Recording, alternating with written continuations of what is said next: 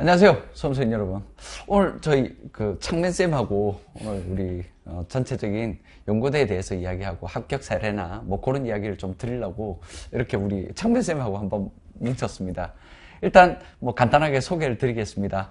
연고대 편입수학을 맡고 있는 오태훈입니다. 네, 저는 물리 가르치는 한창민입니다. 반갑습니다. 와.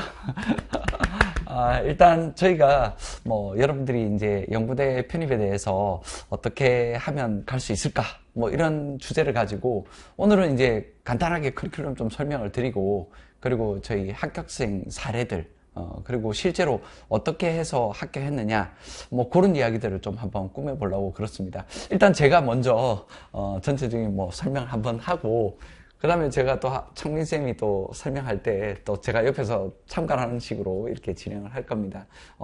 일단 제가 뭐 간단하게 뭐 선생님 옆에 계셔도 됩니다. 제가 간단하게 프로필 한번 소개하면, 저는 연고대 편입을 맡고 있는 오태훈이고요. 고려대학교 수학과 박사 졸업을 했습니다. 전공은 응용수학입니다. 응용수학을 했고요.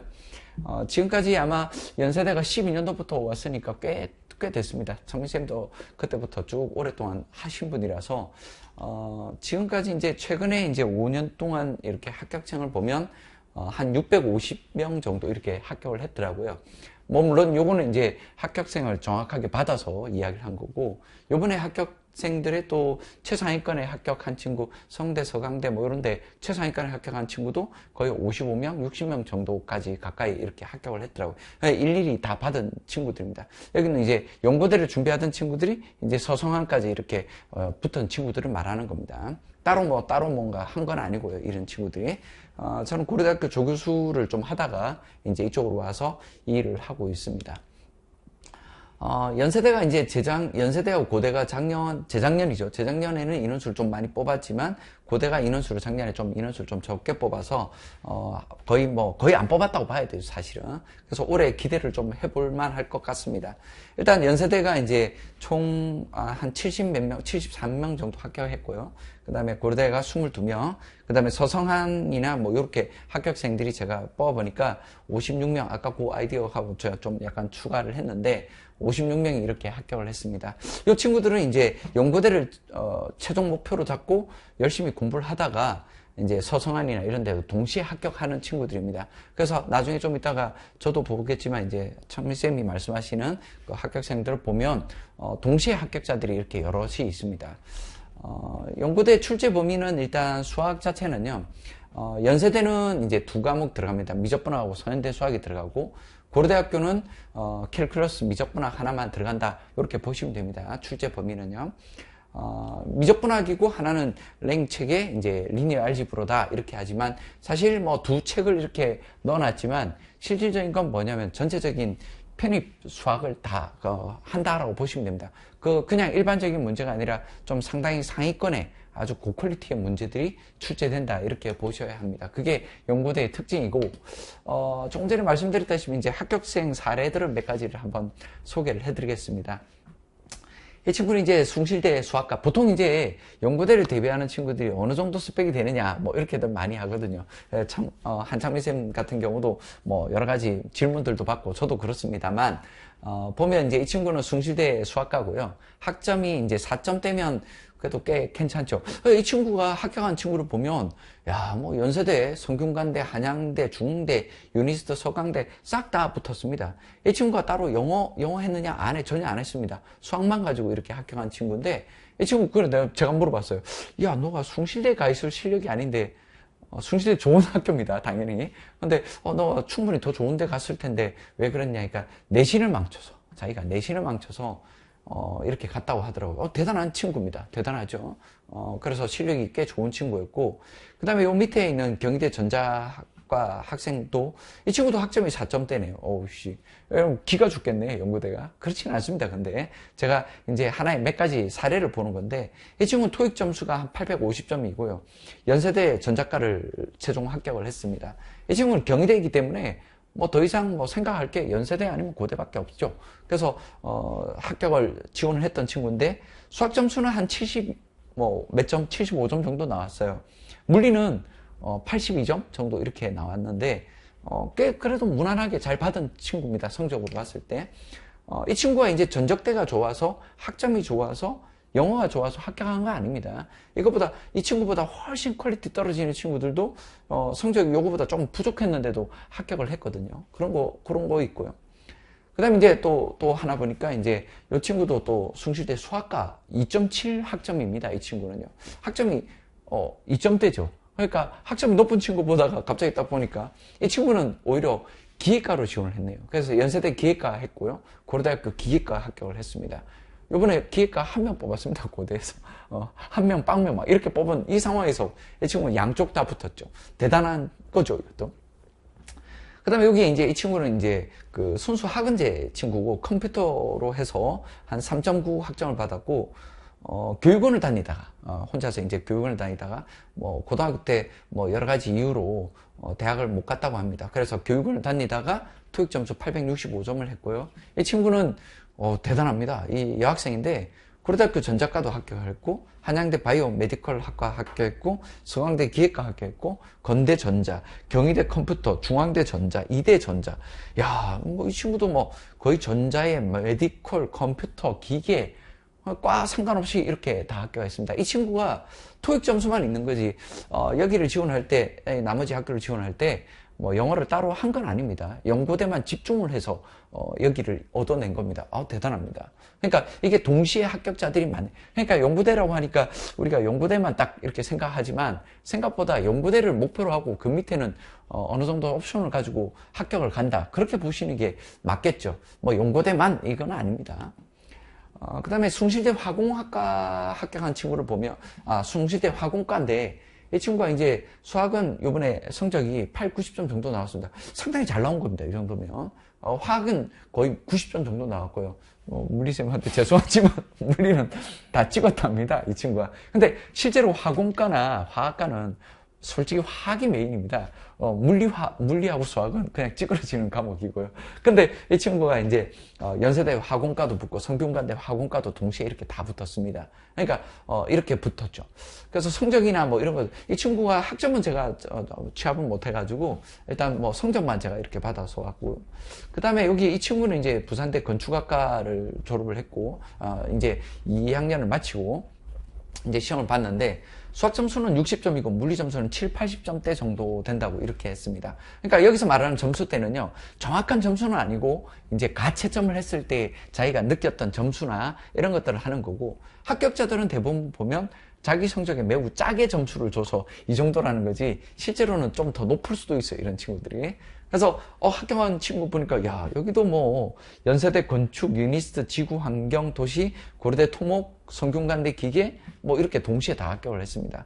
연세대 이 친구가 연세대 건축을 갔는데 11명 중에 7명이 이렇게 최종을 합격했다고 했는데 제가 취업하니까 총 8명이었고요. 동일계 학생이 딱 3명밖에 없답니다. 건축 쪽은요. 또 특히나.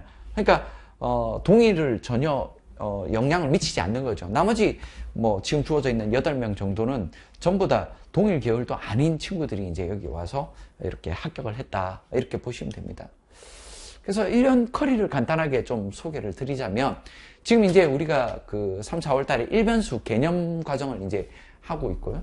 5, 6월 달에 들어오면 이제 다변수 파트로 갑니다. 그러니까 3, 4월 달에 일변수하고 미방을 학습을 하게 됩니다. 연고대는요. 일반 편입과 다르게 일반 편입 같은 경우는 따로 선대를 따로 하고 공수를 따로 하고 이러지만 연고대는 학교를 다니면서 공부를 하는 학생들이 많기 때문에 그게 맞춰져 있습니다. 맞춤형으로 이제 수업을 공부를 할 수 있죠. 수학 하나만 몰빵을 해서 하는 게 아니라 수학, 물리, 화학이 조화롭게 학습할 수 있는 그런 시스템으로 되어 있어요. 그래서 1년 내내 미적분학이라는 어떤 과정이 빠지지가 않습니다. 그래서 중간중간마다 서현대 수학이라든지 또 9월 달에 가면 공학 수학이라든지 이런 것들이 포함을 해서 학습할 수 있게끔 그렇게 커리가 꾸며져 있고요. 개념에서 보면 이제 3, 4월 달에 일변수하고 미방을 하고요. 5, 6월 달에 이제 다변수하고 연립방정식을 어떻게 푸느냐 뭐 이런 이야기 개념이 되고 그 나머지 이제 6개월 동안은 거의 문제풀이입니다. 그러니까 연고대는 일단 기본적인 거는 뭐냐면 베이스를 까는 건 편입수학을 기본적으로 깔아야 합니다. 그리고 그 위에 난이도 높은 문제들을 좀 더 아주 스페셜하고 특수한 문제들 그리고 증명하는 문제들도 좀 보긴 하지만 요즘 트렌드에 따라서 뭐 증명이 좀 많이 안 나오고는 있었지만 또 갑자기 항상 연세대는 2년에서 3년 주기로 해서 시험이 확 바뀌어 버립니다. 그렇기 때문에 뭐 단순하게 뭐 시험 문제가 좀 쉬웠다 이래서 그게 맞추면 안 됩니다. 그래서 단계별로 문제풀이를 1단계, 2단계 뭐 이렇게 가고 그 다음에 파이널을 진행을 하게 됩니다. 방학 때쯤 되면 이제 새로 시작하는 친구들을 위해서 1.5 과정이 있고 그 다음에 이때부터는 완전 문제풀이용으로, 그러니까 문제풀이만 6개월 동안 하는 겁니다. 6개월 동안. 그리고 그 안에 이제 선형대수학이 이제 5, 6월 달에 진행되고요. 1단계 개념이 진행되고, 그 다음에 2단계 심화 과정으로 이제 7, 8월 달에 이렇게 진행이 돼요. 요거는 이제, 메인으로 이제 수학이 들어가야 되기 때문에 일주일에 한 번씩 이렇게 해서, 선형대수학을 학습할 수 있게끔 이렇게 꾸며져 있고요. 그 다음에 이제 그게 다 끝나고 나면 이제 문제풀이 들어갈 때는, 여기 3.0 문제풀이 들어갈 때는 이제 여기 선형대수학하고 합쳐져서 문제풀이가 들어갑니다. 그래서 올해는 이제 선형대수학이나 이런 것들을, 작년에 연세대가 선형대수학이 좀 많이 나와서 올해는 많이 그 선형대수학을 좀 더 많이 보강을 해서 이제 교재 안에 이제 3.0 범주를 진행할 거고, 그 다음에 이제 요때 선형대수학이 끝나고 나면 요때부터 이제 공학수학을 학습할 수 있게 합니다. 보통 연구대를 준비하던 친구들이 또 12월 달 시험 치고 나면 한 일주일에서 한 10일 정도 여유가 돼요. 그럼 그 시기에 뭘 하냐면 공학수학을 학습해서 나머지 학교들도 다 지원할 수 있는 그런 시스템입니다. 그래서 사실 그 짧은 시간에 다 하기는 그러니까 그 안에 개념서라든지 문제풀이 할 때 미방하고 연립방정식 기본적인 것들은 수업 시간 안에 다 들어가 있습니다. 이미 다 들어가 있고, 여기에 이제 추가적으로 좀 더 해야 되는 것들. 그리고 또 의학대를 또 준비하는 친구들이 또 학교마다 그 공수가 들어가는 학교가 있기 때문에, 그래서 공학수학을 또 의학대 때문에 또 들어간다고 보시면 되고, 이제 파이널 때 되면 문제풀이 과정으로 이렇게 파이널 문제로 들어갑니다. 그래서 그때 문제풀이 하면서 뭐 여러 가지 문제들, 뭐 실제로 기출됐던 문제들을 풀이하는 그런 과정이 있고요. 의학대별로 이제 그 뒤에, 의학대는 또 뒤에 가서 제가 간단하게 또 소개를 하겠지만, 또 이제, 자소서나 학업 계획서를 어떻게 써야 될까, 뭐 이런 것들이 있지 않습니까? 그런 것들은 이제 작년에 합격생들을 그 취합을 해서 제가 학업 계획서나 이런 것들은 따로 올려드릴 테니까, 그거는 이제 참고하셔서 학습하시면 되고요. 그 다음에 의학대도 또 관심이 높죠. 그래서 의학대도 마찬가지로, 일변수, 그 다음에 다변수까지 이렇게 학습을 하시면 됩니다. 똑같이, 어차피 똑같은 범주이기 때문에 학습을 하시는데 뭐 전혀 지장이 없습니다. 그래서 만약에 뭐 사실 의학대 같은 경우는 생물 화학이 메인이지 않습니까? 약대는 요번에 연세대가 약대가 그 수학이 40% 가까이 들어가기 때문에 연세대 약대 같은 경우는 이 커리를 그대로 다 가셔야 합니다. 그래서 이제 그 선행대 수학 기본과 심화를 학습하셔야 되고, 의학대는 또 공학 수학의 개념과 그 기출됐던 문제들을 싹 다 이제 푸는 과정으로 이 공학 수학을 학습하셔야 되고, 전체적인 거 간단하게 한번 드리면 건국대 수의대는 미적분학만 들어갑니다.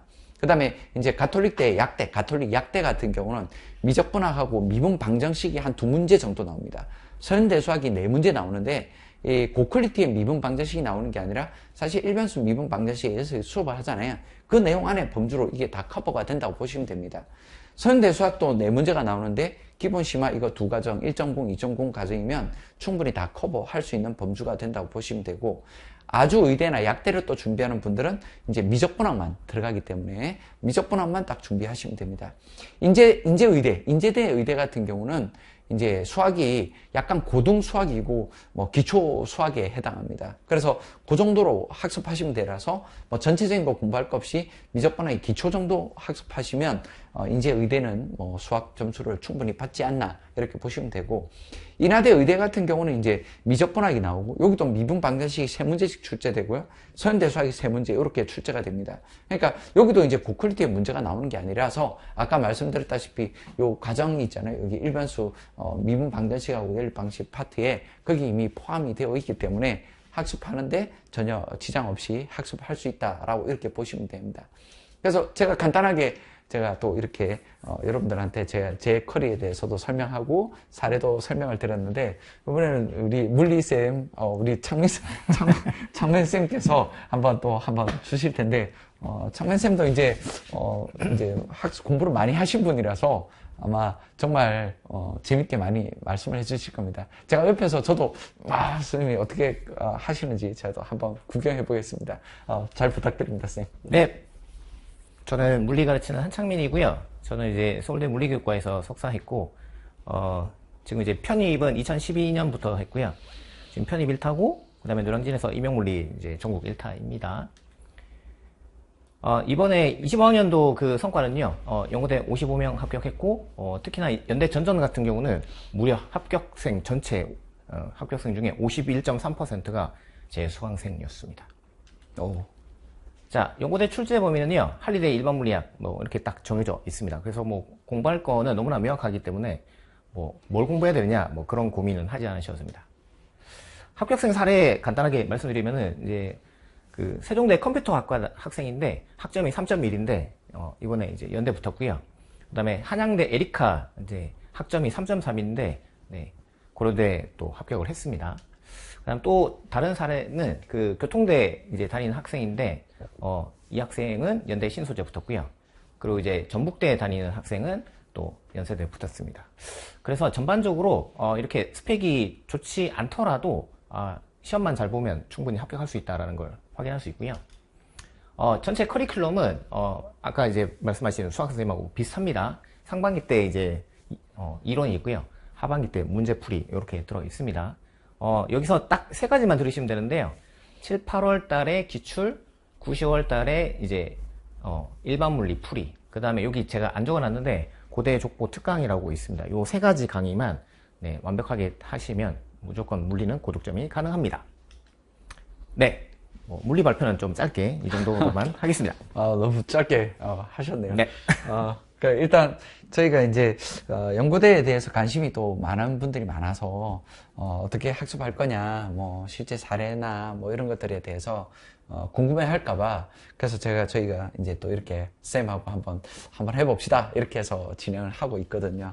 네, 그래서, 일단 네, 그러면 제가 네. 그 학생들 대신해서 제일 많이 나오는 질문을 좀 뽑아가지고 저희가 한번 토크를 한번 해보도록 하겠습니다. 일단 이제 여러분들이 제일 많이 물어보는 게 자기가 지방대 출신인데 이거 준비해도 되느냐, 연고대는 너무 이제 무리하는 거 아니냐, 뭐 이런 질문이 자주 나오는데 어떻게? 쌤도 보셔서 아시지만 쌤도 아까 합격생들을 보면 뭐 저도 그렇고 지방의 대학에서 또 관심 있고 많이들 하더라고요. 또 인강으로도 또 많이 하더라고요. 뭐 일단 지방에 내려갔을 때 저도 간혹씩 이제 지방에 내려가면서 도서관에 이렇게 보면 지방의 대학에 이제 거점 대학에 있는 친구들이 또 편입을 관심을 많이 갖더라고요. 그래서 저는 지방대 충분하게 괜찮다고 봅니다. 그래서 전혀 제가 부산 사람이거든요. 그래서 부산에서 보면 부산대 친구들이 많이 준비를 하고 있고 그 다음에 부경대 요런 정도 그 정도 학생들이 많이 준비하고 그 나머지 학교 학생들은 이제 거점대를 다시 편입하기 위해서 부산대로 편입 준비를 하기 위해서 하지 연고대를 이제 서울로 이렇게 올라오려고 하진 않더라고요. 그래서 거점대학에 이제 어느 정도 되는 친구들 경북대 선생님 경북대 출신이시니까 경북대에서도 많이 합격을 하더라고요. 진짜 머리가 좋나 봐요. 그런 친구들도 상당히 좋아서 연고대 합격하는데 전혀 저는 괜찮다고 봅니다. 제가 대구 학생들 같은 경우 네. 만나보면 뭐 경북대 학생들도 많은데 뭐 영남대학교 학생이라든가 뭐 계명대학교 학생들이라든가 아니면 뭐 대구대학교 학생들 뭐 이런 학생들도 연고대 보고 이제 도전하는 학생도 많아서 그래서 지방대라고 해서 못할 건 아니다. 네, 이런 말씀 드리고 싶어요. 네, 맞습니다. 네. 저희도 지방 사람이라서. 그다음에 이제 두 번째가 네. 학은제 네. 또는 이제 전문대 어떤가 뭐 이런 질문이 많거든요. 많지는 않겠죠. 실제로 합격자의 10명 중에 한 두세 명 정도라고 보여야 되는데 왜 그런 현상이 나냐면 지레 겁먹고 제가 보기에는 그렇습니다. 지레 겁먹고 연고대는 나는 안 될 거야. 그냥 그냥 편입해서 그냥 일반 대학 가면 되지라고 생각하는데 도전의 꿈을 높게 가지고 공부를 하시면 충분히 된다고 보면 됩니다. 아까도 저도 합격 사례 보면 그 친구도 교육원 다니다가 이런 친구들은 학원제가 여러 명 합격했어요. 요번에도 진짜 그렇습니다.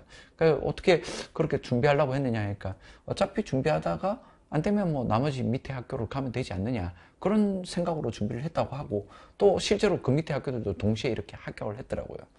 연고대에 집중을 해야 합니다. 그게.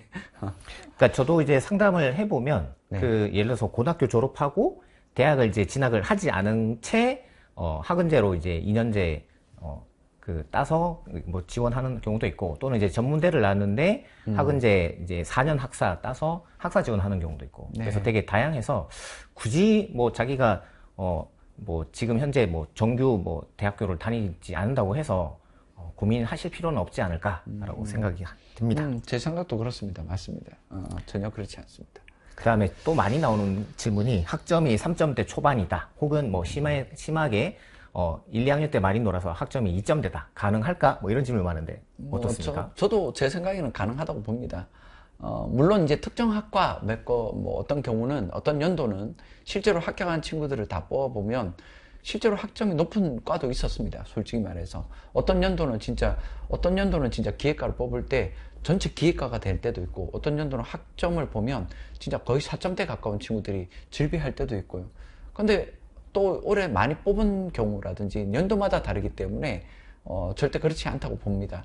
제가 지금 12년도부터 쌤도 아시지만 12년도부터 지금까지 오면서 학점 1점대는 합격한 적이 없는 것 같아요. 죄송합니다. 학사 경고나 이런 쪽은. 근데 보통은 이제 2점대가 낮은 학점이죠. 솔직히 말해서. 예전에는 이제 코로나 터지기 전에는 학점을 좀 학교에서 짜게 줬는데 요즘 잘 주는 편이라 사실 1점대는 거의 없고 2점대도 사실 거의 낮은 학점에 들어가는 거 맞긴 합니다. 근데 실제로 합격하는 거 보면 제가 보기에 성적으로 거의 합격하는 것 같아서 저는 무관하다고 봅니다. 실제로 그렇습니다. 자기가 하기 나름이고 도전하기 나름이라고 이렇게 봅니다. 질에 겁먹을 필요는 전혀 없습니다. 연고대라는 어떤 그 스펙과 그 어떤 그 커리큘럼의 어떤 좀 다름이 있죠. 그래서 전공 공부하고 수학을 공부해가지고 연고대를 간다 이런 느낌이기 때문에 뭐 그냥 뭐 죽으라고 열심히 공부해가지고 그런 또 어떤 시장성이 다른 쪽과는 다른 겁니다. 연고대는. 그리고 이제 많이 나오는 질문이 자기가 뭐 건축인데 전자과를 지원해도 되느냐. 뭐 이런 비동일계에 대한 질문이 많거든요. 저도 보니까 요번에 뭐 전자과가 40몇 명을 뽑았는데요. 일단 제가 취업해본 친구들이 한 23명 정도 됩니다. 그래서 그 친구들이 이제 합격증을 주고 제가 전화를 직접 다 걸어서 확인해 봤는데 전자과가 많겠죠, 암만 해도. 맞죠?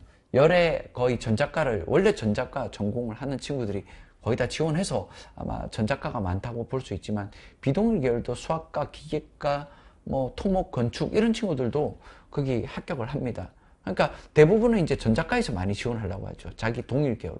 아까도 보니까 사회환경 쪽은 보니까 그쪽은 11명인데 동일 계열은 3명밖에 없습니다.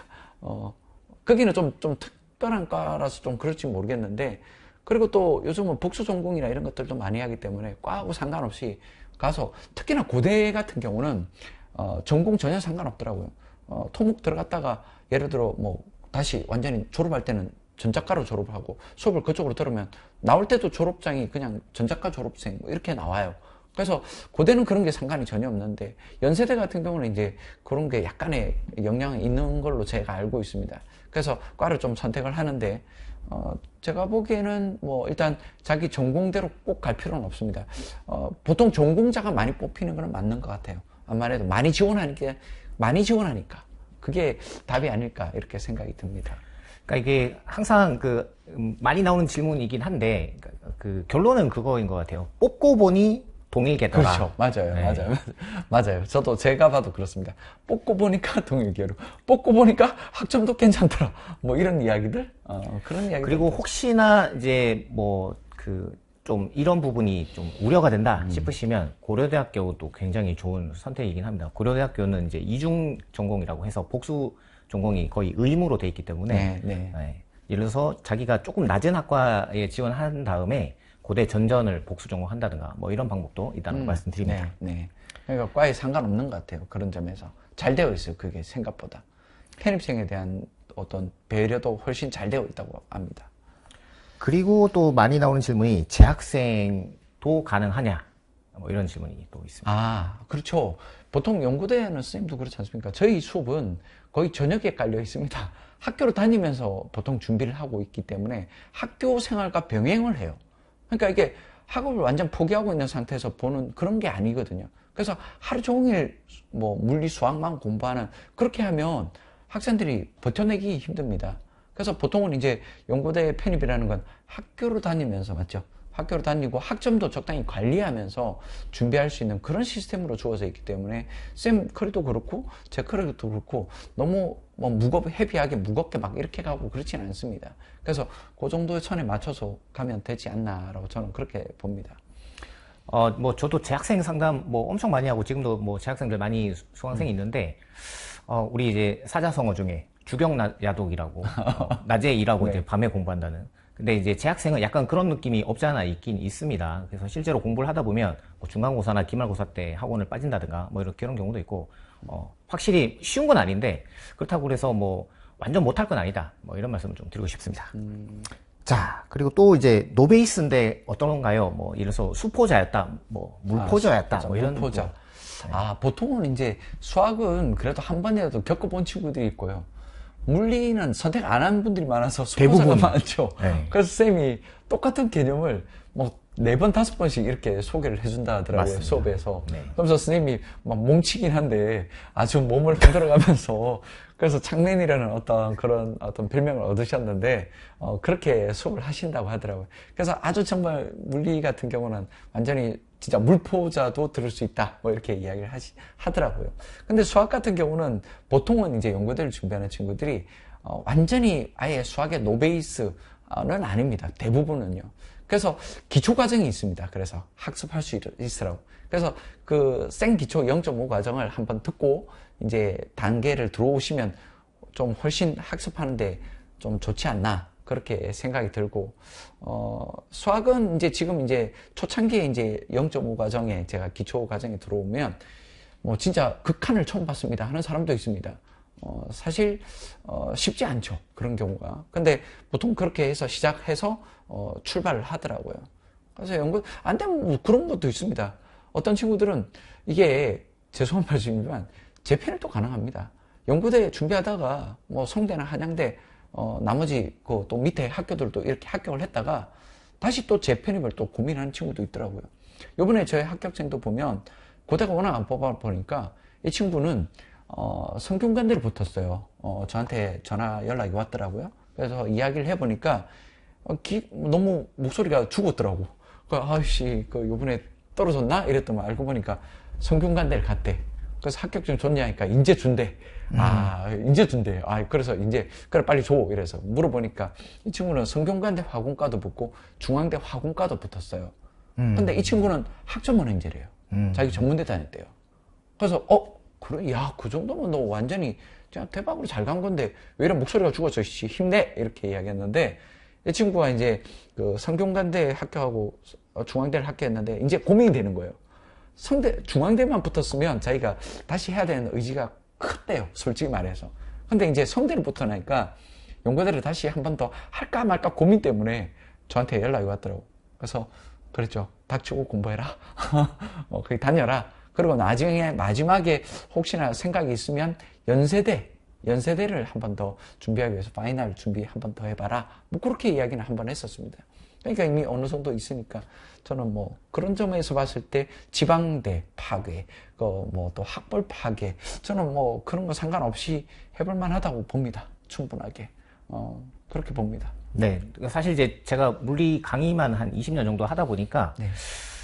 요즘은 이제 과학교육이 참 잘 안 되고 있구나라는 걸 많이 느끼긴 하는데, 그렇죠. 어떤 면이 있냐면, 일단 수포자가 너무 많고요. 그리고 두 번째는 이제 물리 선택자는 거의 진짜 눈 씻고 찾아봐도 없을 정도로 되게 많습니다. 그래서 저의 개인적인 고충인데, 저는 이제 물리 강의 진도 나갈 때, 인수분해 공식, 그 다음에 근해 공식, 반근해 공식, 심지어 뭐 그런 뭐 간단한 미적분화까지 다 이제 어떻게 하는지 스킬도 좀 알려주고 그렇게 진도를 나가기 때문에 노베이스라고 너무 걱정하지 마시고 지금 당장 시작하시면 수학과 좋을 것 물리를 강의하시는 분이시네요. 같습니다. 물리를 하기 위해서는 좀 어쩔 수 없는 부분이 좀 있는 것 같습니다. 그 다음에 문과가 가능하냐? 문과 힘들어하죠, 솔직히 말해서.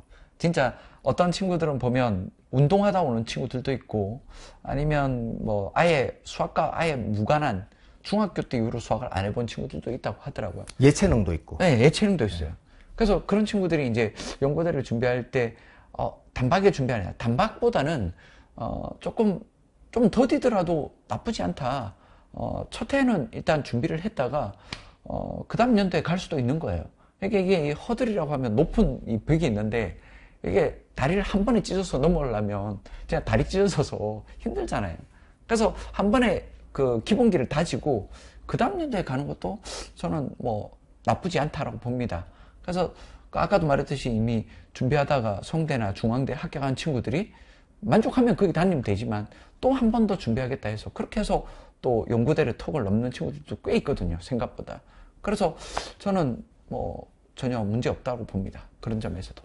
제가 아까 이제 그 화면에서 자료에서는 이제 말씀 안 드렸는데 그 중어중문학과 재작년에 중어중문학과 네. 학생 그러니까 지방대 중어중문학과 학생이 이제 고대 붙었거든요.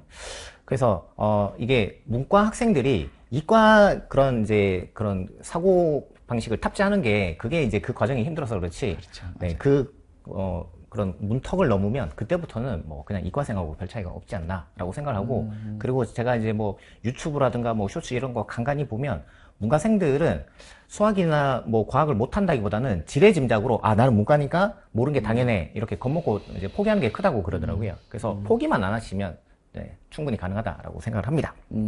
자, 맞습니다. 그 다음 질문을 또 한번 많이 활동이나 실적이 하나도 없는데 어떡하나요? 그런 질문들 많죠. 네.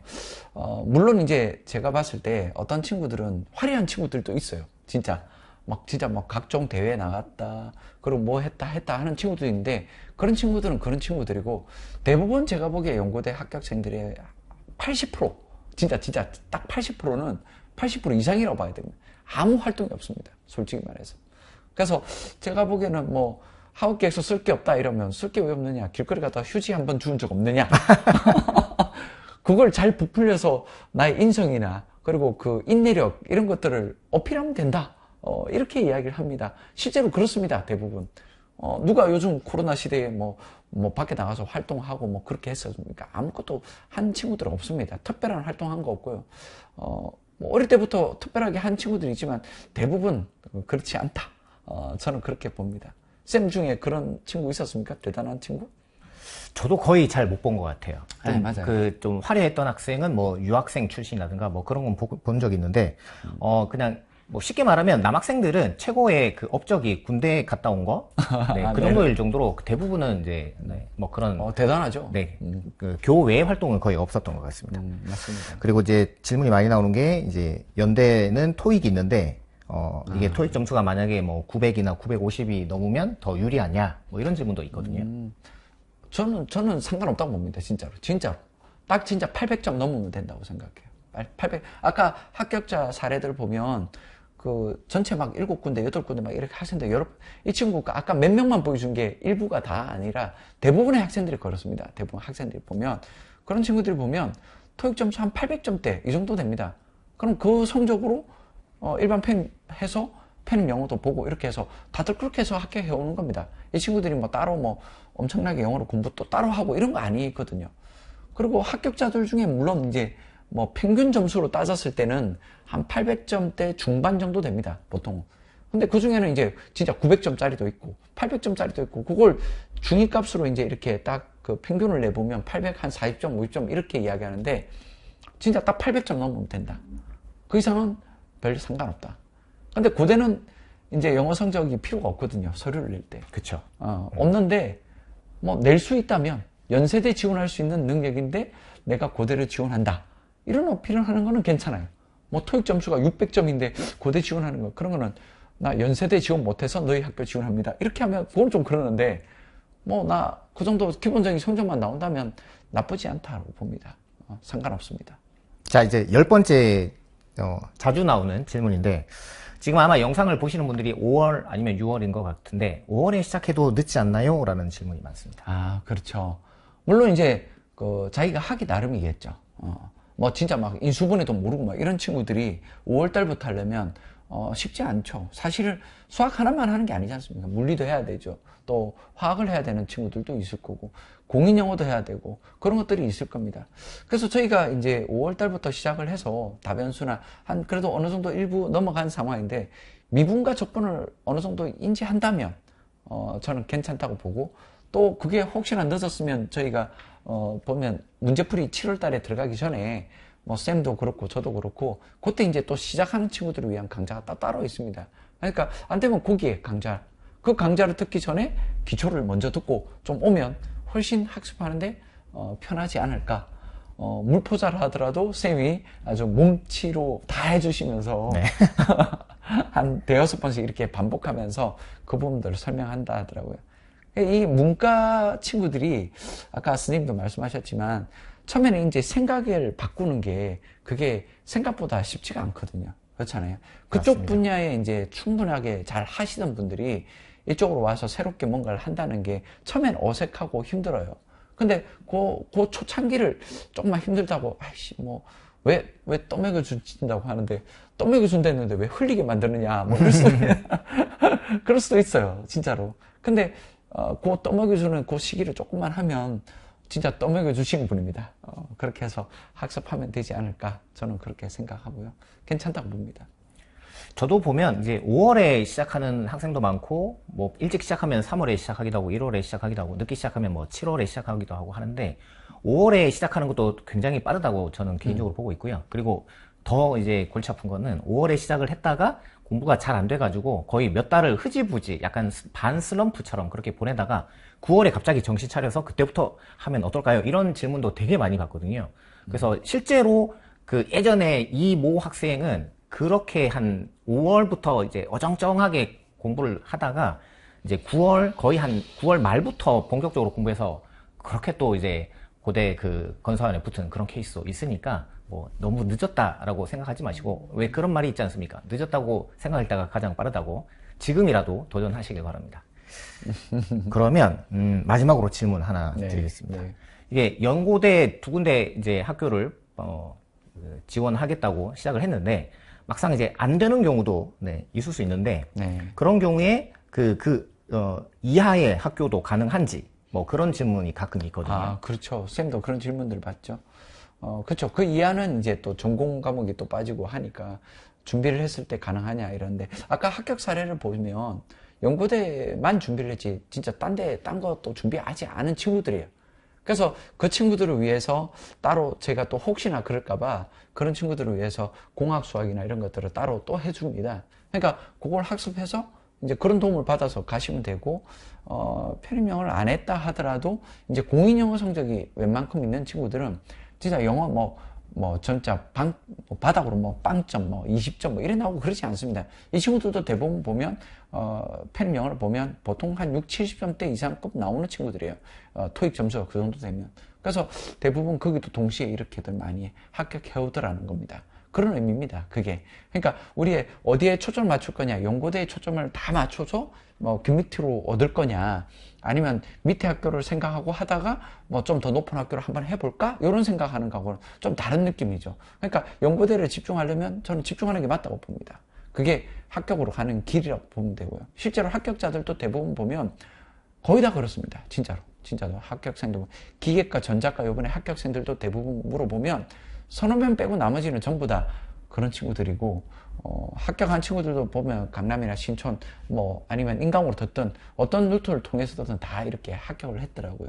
그러니까 저희가 아까 합격생을 아까 이렇게 쌤도 모으고 저도 모았지만 개인적으로 이제 친분이 있고 이렇게 연락해서 한 친구들이 이제 그 정도지, 실제로는 훨씬 많습니다. 훨씬 많고, 그런 친구들이 또 다들 또 입소문도 내주고 연고대는 또 준비를 이렇게 하면 된다라는 이야기들을 하죠. 무성한 말들이 많지만 제가 보기에는 자기가 하기 나름이 아닐까. 그리고 성적을 만드는 게 일단 가장 중요하다. 그 뒤에는 뭐 여타저타 할 것 없이 내가 성적이 나와야 뭐 합격을 하든 말든 하지, 성적만 나오면 저는 충분하게, 그 뒤에는 약간의 운? 약간의 운 정도가 있을 거라고 봅니다. 그래서 뭐 서로 오늘 한창민 쌤하고 이렇게 저희가 티카티카 하면서 전체적인 우리 그 연고대 준비하는 친구들이 어떻게 하는지에 대해서 한번 이야기해 봤는데, 뭐 좀 많이 해소됐었으면 좋겠고요. 또 우리 한창민 쌤도 또 이렇게 좀 조용하고 학문하시는 분인데 이 강의를 하시면서 또 재밌게 하시는 분이라 아마 좀 많이 도움이 되실 겁니다. 제가 마지막으로 좀 드리고 싶은 말씀이, 여러분들이 이제 뭐 여러 가지 스펙에 대해서 걱정을 많이 하시는데 절대 스펙에 대해서는 고민하지 않으셔도 된다는 거 확실하게 말씀드릴 수 있습니다. 얼마 전에 합격생이 와서 자기가 거의 비공식적으로 알아본 루트에 의하면은 시험 점수가 거의 합격의 90% 이상이다라고 얘기를 하더라고요. 근데 그 얘기는 사실 그 전에도 합격생들이 워낙 많이 얘기를 해서 저는 거의 오피셜인 것처럼 저는 그렇게 생각하고 있습니다. 그래서 뭐 학점이 낮다 또는 뭐 전적대가 안 좋다 절대 고민하지 마시고 그냥 시험만 잘 치면 무조건 붙는 시험이다라고 생각하시면 될 것 같고요. 그리고 혹시나 이런 경우는 있을 수 있습니다. 동점자가 발생했을 때 그때는 이제 학점이 좀 더 높다든가 또는 전적대가 좀 더 높다든가 그러면은 그 사람이 이제 우선순위권을 받을 수는 있겠죠. 근데 그런 경우가 아니면은 시험 잘 본 사람이 붙는다. 그 말씀 좀 드리고 싶고 그리고 하나만 더 첨언하자면 연고대를 준비를 했을 때 연고대가 안 된다라고 하면 뭐 너무 걱정하진 않으셔도 좋을 것 같은 게 그 밑에 뭐 서성안이나 중경외시나 뭐 이런 학교에 지원해서 합격하는 경우가 너무나 많기 때문에 아까 이제 수학선생님 말씀하신 것처럼 뭐 올해 만약에 안 됐다 그러면 뭐 중대에 한번 갔다가 그 다음에 한 번 더 뭐 반수를 한다든가 해서 결국 이제 연고대 가는 뭐 그런 케이스도 많으니까요. 많이 봤습니다. 네, 너무 내가 가능할까 이렇게 부정적으로 생각 안 하셨으면 좋겠습니다. 그냥 시작하면 어느 정도는 충분히 가능성은 있다. 그 말씀을 좀 드리고 싶습니다. 네, 감사합니다. 네, 감사합니다. 오늘 저희 토크였는데 많이 도움 되셨을 바랍니다. 감사합니다. 네, 감사합니다.